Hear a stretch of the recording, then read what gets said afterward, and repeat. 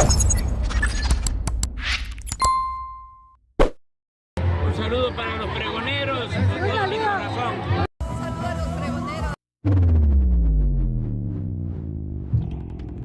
¿Qué tal amigos y amigas? Bienvenidos a una nueva información más, bienvenidos a su canal Pregoneros. El día de hoy sábado, porque la noticia no descansa, 5 de octubre, vamos con información pregoneros, porque así dejó callada a Adela Micha, a esta conductora y periodista. La ministra Lenia Batres estuvo como invitada en su programa en vivo para hablar de todo este tema, de todo esto que está haciendo la Suprema Corte de Justicia de la mano de Norma Piña y de Alcántara Carrancá, otro ministro de Lainez, y de todos estos 8 que votaron a favor de que se revise la reforma al Poder Judicial, con todo este asunto de que pues supuestos jueces, ministros, magistrados pues querían que se tomara en cuenta estos amparos que están imponiendo para que pues se revise este tema de la reforma al Poder Judicial y se le dé freno.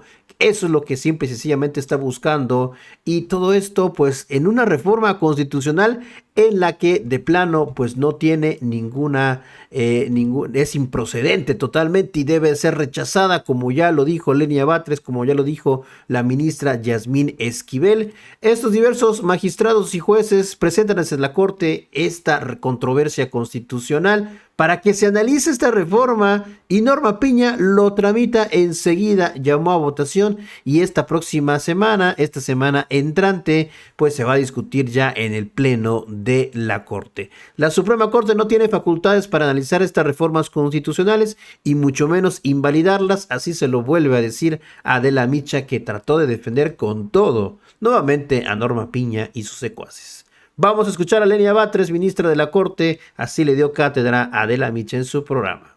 Ministra, ¿qué es lo que se aprobó ayer? A ver, explíquenos.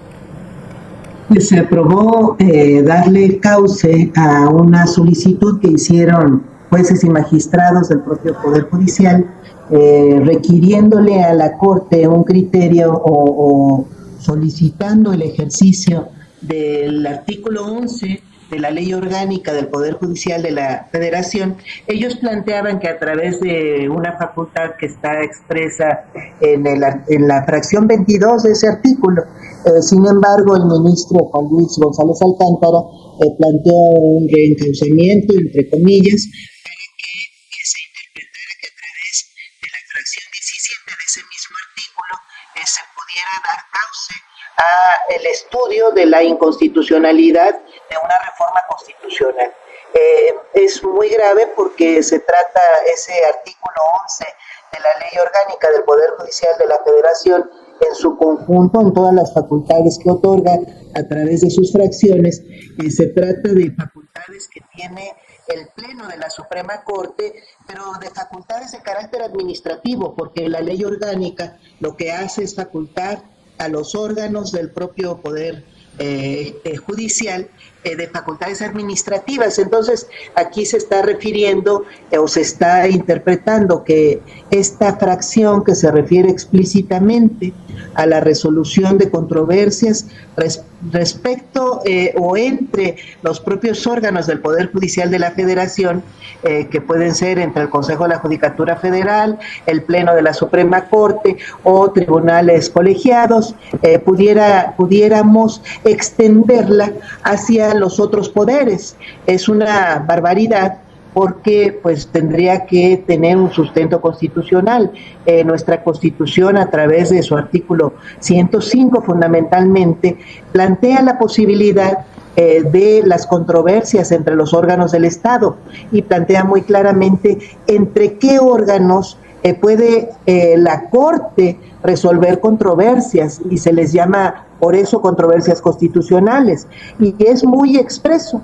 Hay facultades de esta Corte para resolver controversias entre municipios y estados, entre municipios y la Federación, entre estados y la Federación, entre órganos, varios órganos de esos poderes, por ejemplo, una de las cámaras del Congreso de la Unión, frente a algún otro poder, frente al Poder Ejecutivo, incluso menciona organismos autónomos que pueden tener también facultad para interponer controversias contra los otros órganos del Estado, pero en ningún momento plantea que la Corte pueda interponer o el Poder Judicial interponer o una parte del Poder Judicial, como es este caso, unos magistrados, unos jueces, pues ni siquiera menciona este supuesto porque tendría que ponerle requisitos, cuántos magistrados, cuántos jueces pudieran, en este caso, que esa es la parte absurda, y desmedida del atrevimiento que tuvieron los ministros y ministras ayer de extenderle, de buscarle una interpretación a esta fracción. En este caso la están extendiendo, le están dando a unos magistrados y unos ministros que interpusieron una solicitud administrativa la posibilidad de controvertir al constituyente permanente, ni siquiera al Poder Ejecutivo o al Poder Legislativo, sino a este poder excepcionalísimo que se conforma de manera extraordinaria cada vez que se quiera aprobar una reforma constitucional. Le llamamos constituyente permanente porque es el único órgano cercano a la voluntad popular que puede llegar a tocar la Constitución. Es la representación total de los legisladores de nuestro país, 500 diputados, 128 senadores y el conjunto de los legisladores y legisladoras locales conforman este órgano extraordinario que es tan grande que no cabe en un auditorio.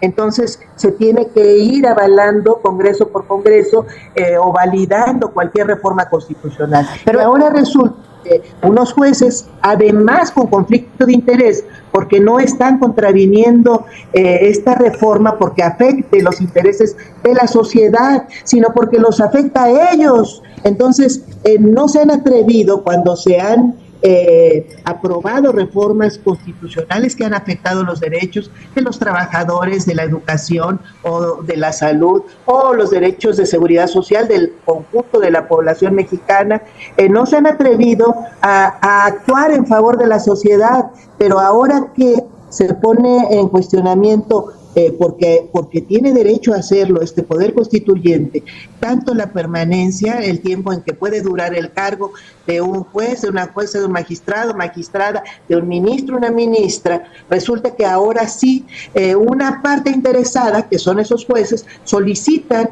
a la Suprema Corte, que también somos jueces, y resulta que la Suprema Corte les da la razón para darle un cauce que nunca ni en la doctrina ni en los hechos, más bien a través de múltiples jurisprudencias se ha determinado que no tenemos facultad para invalidar una reforma constitucional, justamente porque se trata del poder que nos faculta a nosotros, que nos crea a nosotros, a todos los poderes. Por eso se habla de supremacía constitucional.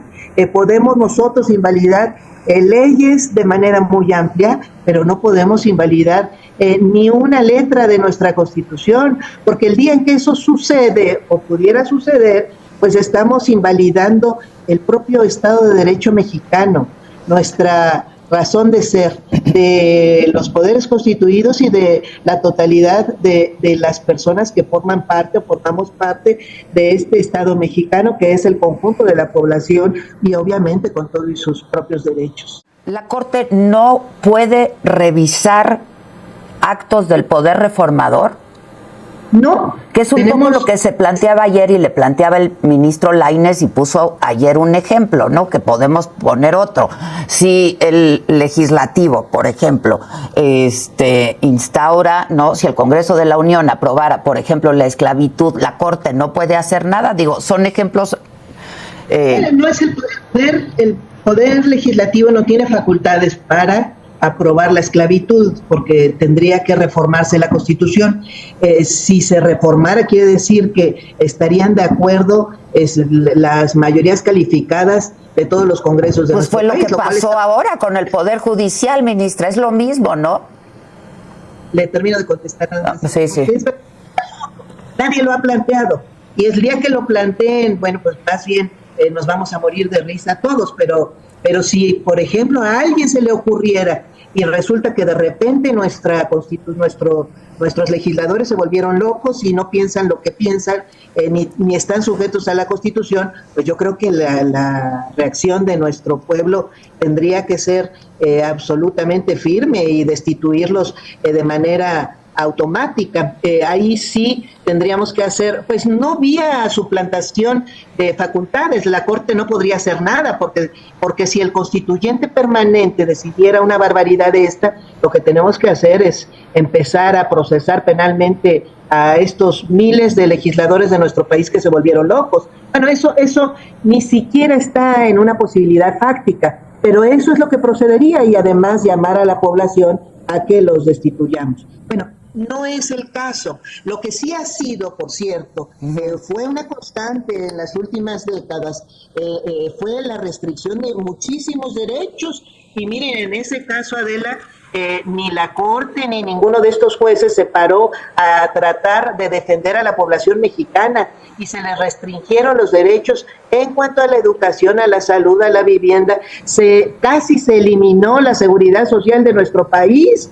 ¿Y usted cree que alguien de los 19, son 19 jueces y magistrados que están promoviendo esta solicitud, usted cree que alguno de ellos se paró a tratar de defender a las mexicanas y mexicanos en la barbarie que estaba probándose por el constituyente permanente? No fue ahí donde decidieron los ministros tomarse facultades que no otorga nuestra Constitución, facultades metaconstitucionales, interpretar que debía ser defendida la población mexicana contra esos actos digamos que contrarios por lo menos a los principios de progresividad y contrarios a los derechos humanos y a los derechos sociales de nuestro país.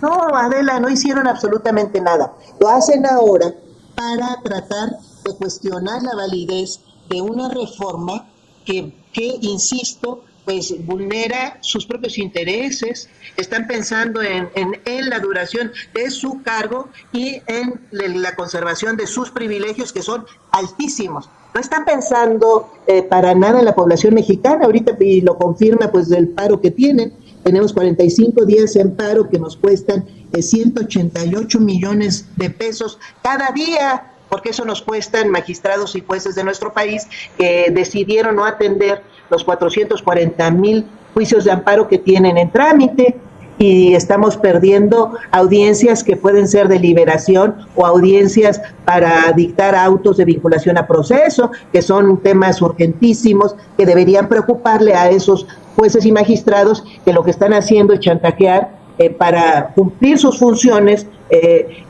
chantajear que se eche para atrás la reforma. Bueno, están confirmando que les interesa un comino a la población mexicana y que solo son capaces de pensar en sí mismos. Bueno, lo cual confirma, por cierto, que era urgente pues una reforma al Poder Judicial de la Federación, para empezar, para que se tenga conciencia de que son servidores públicos, de que tienen obligaciones legales, constitucionales y obligaciones de servicio hacia la población. Son incapaces de pensarlo y creen que tienen, bueno, ya ahora hasta además agresiones a ministras, a funcionarios, creen que tienen esta prepotencia justificada. Pero bueno, pues en esa estamos, Adela. Es que, ministra, a mí lo que no me queda muy claro es si no esto que usted fundamenta y estos argumentos que usted nos comparte no corresponden más bien al fondo del tema. Y eso no fue lo que se aprobó ayer. Es que lo que se aprobó es muy bárbaro, Adela. A ver. Cuando se resuelven, por ejemplo, en un juicio de amparo, el otorgamiento de una suspensión, se resuelve un pedacito del fondo, porque se presume que se tiene un buen derecho, se dice que se asiste y que se resuelve presumiendo el buen derecho de un ciudadano, de una ciudadana. ¿Por qué? Porque se alega una violación que existe en la Constitución y se alega a través de un mecanismo que es el procedimiento, que es el juicio de amparo mismo, que faculta a la autoridad para suspender el acto que puede estar vulnerando los derechos humanos, en el caso del juicio de amparo contra un ciudadano o una ciudadana mexicana. En este caso no hay presunción de nada, no existe la ley, no existe la autoridad, no existe el acto, no existe la facultad y bueno, peor aún, es el mayor atrevimiento de todos pensar que a través de una fracción que ni siquiera habla de ese tema, se puede atribuir la Corte por solicitud de 19 personas que tienen el cargo de jueces y magistrados, se puede atribuir la facultad de cuestionar lo que validó la votación popular en la que más de 35 millones de personas se pronunciaron entre otros temas y principal tema, la reforma judicial, pero más importante, el poder facultado, que es el poder constituyente, resolvió aprobar esa reforma. Entonces resulta que nosotros podemos inventarnos cualquier facultad, si nosotros estamos ya dándole cauce, tan solo poniendo en duda, que es lo que se aprobó ayer, poniendo en duda que tenemos, o por más bien generándonos, porque lo que se aprobó fue generarnos la facultad, la que no está en la Constitución y no está ni siquiera en esta misma norma, resulta que nosotros ya la extendimos para cuestionar la validez de una reforma constitucional. Entonces, esta es una barbaridad, esto ya es violatorio de la Constitución, no es un procedimiento cualquiera. Si nosotros estuviéramos facultados, pues no tendríamos de qué alarmarnos. La Constitución prevé que los ministros pueden invalidar leyes estatales, leyes, incluso reglamentos, incluso lineamientos e incluso actos individuales del Poder Ejecutivo que pueden ser reglamentarios también, de tipo reglamentario, pero nadie pone en duda que nosotros como ministros podamos invalidar, declarar inconstitucional una ley, porque es una facultad que tenemos. Se ha dado mucho más facultades no expresas, la propia Corte, que ya son bastante cuestionables, como en el caso de la acción de inconstitucionalidad, se atribuyó la facultad de emitir suspensiones en contravención con la propia ley reglamentaria del artículo 105 de las fracciones 1 y 2, que justamente regulan tanto las controversias constitucionales como la acción de inconstitucionalidad. Ya ese era un atrevimiento enorme, estarnos dando facultades que incluso están prohibidas expresamente, y venimos emitiendo suspensiones de acción de inconstitucionalidad. Bueno, esto es gravísimo. Ayer se abre la puerta para pues podía ser cualquier norma, busquemos, porque además así lo proponían. No tenemos norma expresa, que los propios jueces y ministros estaban citando otra facultad, una facultad que se encuentra en la fracción 22 de ese mismo artículo, que dice que es facultad del Pleno de la Suprema Corte conocer sobre la interpretación y resolución de los conflictos que se deriven de contratos o cumplimiento de obligaciones contraídas por particulares o dependencias de entidades públicas con la Suprema Corte de Justicia de la Nación o con el Consejo de la Judicatura Federal. Eso fue lo que proponían los jueces y magistrados. Entonces nosotros aquí, lo primero indebido que hicimos ayer, pues emitir una suplencia de esta solicitud. Entonces les suplimos el contenido de lo que nos solicitaron. En lugar de decir el ministro como tal y como opinó, no procede esto porque esta fracción habla de facultades contractuales, en lugar de dejarlo ahí, que eso afirma la resolución del ministro, el ministro dice, no, con base en esta fracción no tienen ustedes fundamento jurídico para solicitar esto. Pero sí esta otra.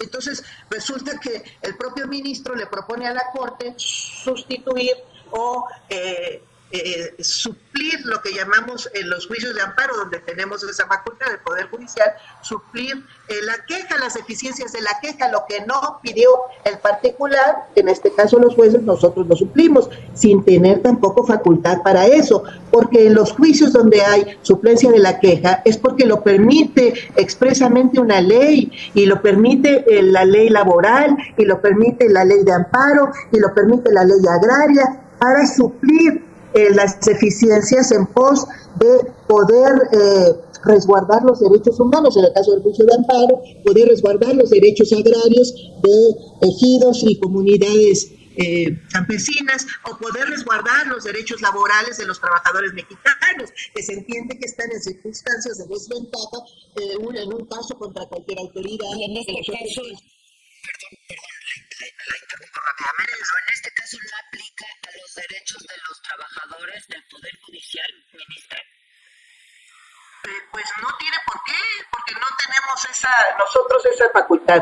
Y es más, ya que menciona a los trabajadores del Poder Judicial, los trabajadores del Poder Judicial no tienen afectación alguna en sus derechos.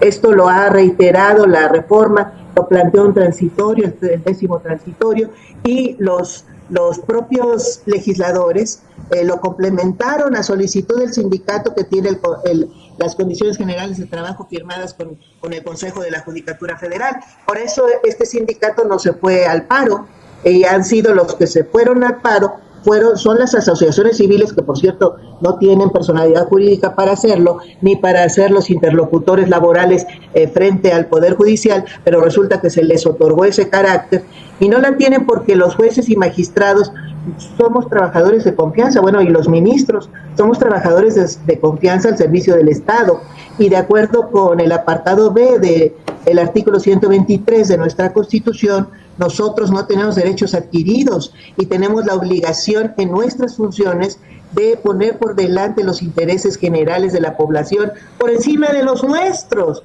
Entonces, no se está alegando aquí derechos laborales, menos aún porque los propios jueces y magistrados, como los propios ministros del Poder Judicial de la Federación, llevan décadas generando criterios que lo único que han hecho es reiterar que no tienen derechos adquiridos los trabajadores de confianza del Poder Ejecutivo, del Poder Legislativo, y bueno, creo que es la primera vez que lo discuten frente del Poder Judicial, pero incluso hoy no se ha modificado ese criterio, y son cientos de jurisprudencias que afirman que no tienen derechos adquiridos los trabajadores de confianza, y es obvio que nosotros lo somos porque somos la cabeza del Poder Judicial. Entonces, la cabeza del Poder Judicial en este momento es totalmente irresponsable frente a la sociedad, pero también es responsable jurídicamente, porque sabiendo que no tiene esos derechos, ni siquiera alega su carácter laboral. Por eso lo que hemos tenido pues es un paro de carácter absolutamente político